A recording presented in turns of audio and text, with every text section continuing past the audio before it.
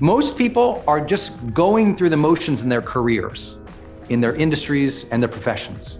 They show up, they do the work. It doesn't mean they're not hardworking, but they don't have a deliberate practice of getting better and better and better, meaning they're not getting step changes of improvement over a period of time. And that's why they get stuck. As an example, this time of year, so many people are gonna go to the gym, and they're gonna go to the gym. They're gonna have, listen, they're gonna have the intention, get healthy. They're gonna have the behavior, go to gym. They're gonna go to the gym every Monday and Thursday. So they've got a habit, but they don't develop a practice of actually getting better in the gym. First intention, I wanna change, I wanna live a good life. I'm gonna figure out how. I didn't know how. I was a sad, very desperate and very hurt young man. And that's what turned me to personal development, to self-improvement, to self-help, later to psychology, later to philosophy, later to neuroscience, later to high-performance studies. That was my arc. I just said, I got to figure this out for myself. I got to figure this out for myself. And then later, I was able to transform. And in every area of my life, because of the simple model, beginning with the conscious choice, the decision, the intention. I'll give you an example. I know this, I don't want to be too philosophical about it. Philosophical.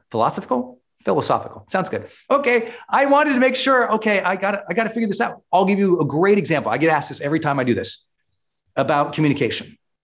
This, not natural for me at the beginning. The first time I turned on a video camera was a painful day I still remember. Because anyone ever done video where the first time you turn it on, you're so awkward and awful. It's just terrible. It's like, you think, how could I be any worse? Because I bought a flip video camera. Some of you might remember how old this is. A little flip video camera. I duct taped it to a box. I pressed record. I went there and I sat and I was like, hi, I'm Brendon Burchard. It doesn't sound right. Hi, I'm Brendon Burchard. No, hi, I'm Brendon Burchard. I was like, you're doing video and you can't even introduce yourself. You do like 30 takes to introduce yourself. And you're like, this is awful. I was awkward in front of people. I wanted to speak at that stage of my life, but I was very, very, very embarrassed and shy to talk to people, even though outwardly people thought I was a happy-go-lucky kid. Internally, I was super insecure.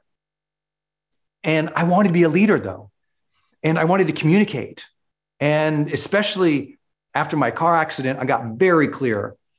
If I'm going to matter, if I'm going to make a difference in what I feel is the impulse or the direction or the calling of my life, I need to learn how to talk. I know that sounds so simple, but I know we have some introverts out there who understand what I'm saying. It's like, we have to learn how to talk and express ourselves and because we have the internal stuff going on, but I didn't know how to take it out of here and put it out there. You know, we're 37 minutes in. I haven't looked at a note yet because I've been able over the years to have that intention. And then I took that intention and then I made a behavior. I said to myself, okay, every opportunity I have to speak, I will take. I remember I was in school back then. So I just, we get to share our report. Okay, my behavior is going to be, I'm going to try to give the best speech I can in class. And I made a complete, fool of myself in front of my classmates trying to talk. But I was trusting in the process. And I just thought that's for this part of it. And that behavior became a habit. I always raise my hand to speak up. I just started making a habit. I'll raise my hand to speak up. And if there's a chance to speak, I'll take it. Then it became a practice. Okay. I started shooting videos and I forced myself to shoot a video almost every day. And then I'd watch it and I'd be like, it's still hard. Don't worry. It's still hard watching a video of myself. It's just like, especially me. Have you ever tried to get a thumbnail of me? It's impossible. My poor team. But it became a practice every day, just teaching, talking, sharing. And now, today, I can do 9 hours on stage straight through. I can share 15 to 20 different models for human behavior change, for motivation, for confidence, for great relationships, for productivity. I can go hours and hours, 3, 4, 5 days with almost no notes because it's a second nature now. that intention to become a good communicator, the raising of a hand, the trying every time, the repetition, but not just doing it a lot, looking at it and asking, how can I perfect that? Getting feedback from others. How could I have done better? What else could I have tried there? That's what a practice is. A practice requires feedback, doesn't it?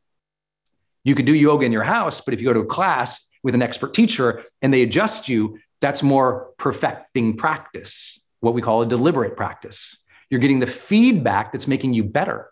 So trust me, millions of people have given me feedback. And I'm sorry, after millions of people give me feedback, this is as good as it gets. I'm sorry. I'm still working on it. But now it's just who I am. I'm this annoying all the time.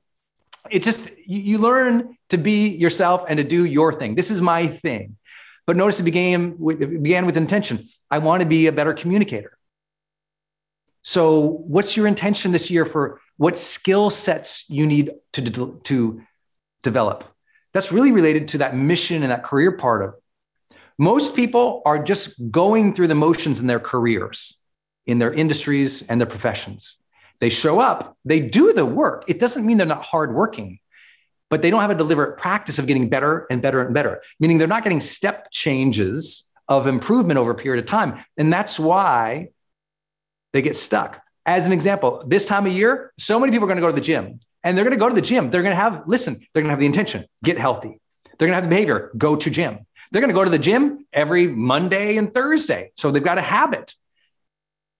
But they don't develop a practice of actually getting better in the gym, better with their form, better with measuring what they're doing, understanding their sets, tracking their weights, and actually improving. That's where you see a person at the beginning of the year, for 3 months, they go to the gym.